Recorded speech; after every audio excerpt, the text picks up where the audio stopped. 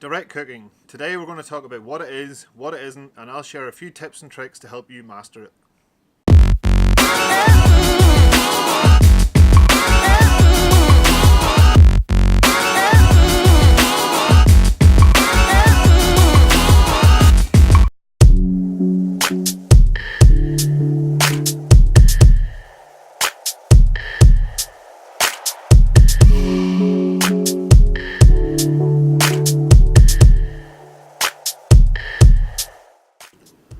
So welcome back to another episode of Barbecue Know How, and today we're talking about direct cooking, which follows on from last week's video where I explained the different heat zone setups for a barbecue.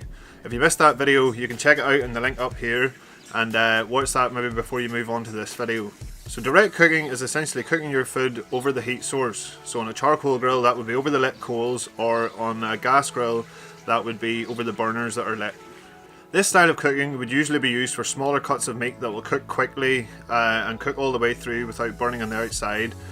That being said, it's not just a case of lighting a massive fire and throwing your food over the top of it. There are some controls you want to take. So I'm going to go ahead and set up the barbecue now, and then I'll throw the camera overhead and explain roughly how I have that set up and a few tips on how you can set your barbecue up to make it a little bit easier for you. While it's lit, we're going to go ahead and cook some burgers just to demonstrate the different zones that we're going to set up.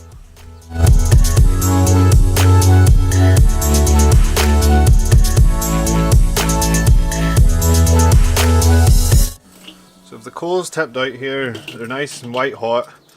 The way we've set it up, they're banked more towards the back, and then they get a little bit thinner as they come towards the centre of the grill, and at the front of the barbecue then we've left nothing.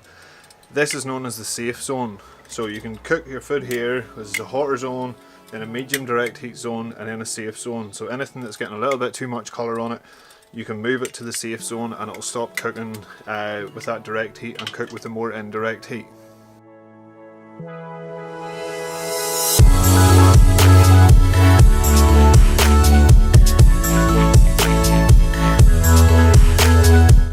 So another key tip whenever you put your food onto the barbecue, if you're grilling over a direct heat, is to keep the lid on. I know it can be a bit worrying about what's going on underneath that lid, but keeping that lid on will keep the heat in, and it'll also limit the number of flare-ups you'll get on your food as well. So if you're constantly firefighting turning your food because it's flaring up, put the lid onto it and leave it alone. That'll limit the amount of oxygen getting to it and ultimately kill those flames.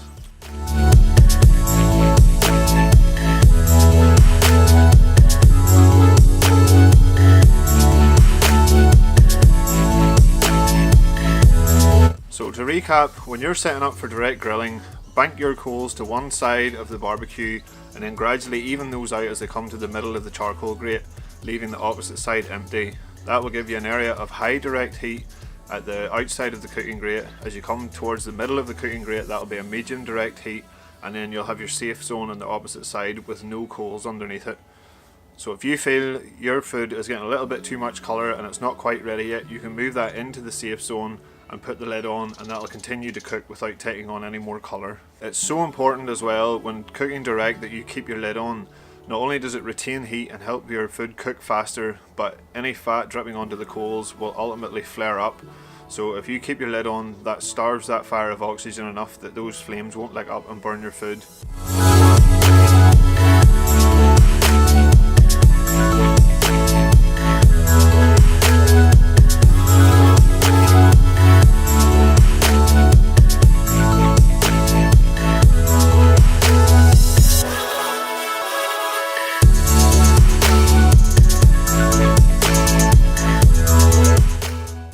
So setting your barbecue up in that way will give you the ultimate control over how your food is cooking.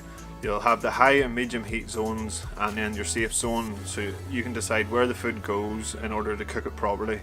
So if you have any questions about direct cooking, leave them in the comments below and I'll do my best to get back to you. In the next episode we're going to look at indirect cooking and how you would set your barbecue up for that. So make sure you're subscribed so you'll know when that video comes out. So if you found this video helpful, please give it a thumbs up and feel free to share it out with somebody who's starting out in barbecue and might find this information useful. I'll leave some links in the description below for articles on the website that might go a little bit further into what we talked about today in the video. But other than that, I'll see you in the next episode.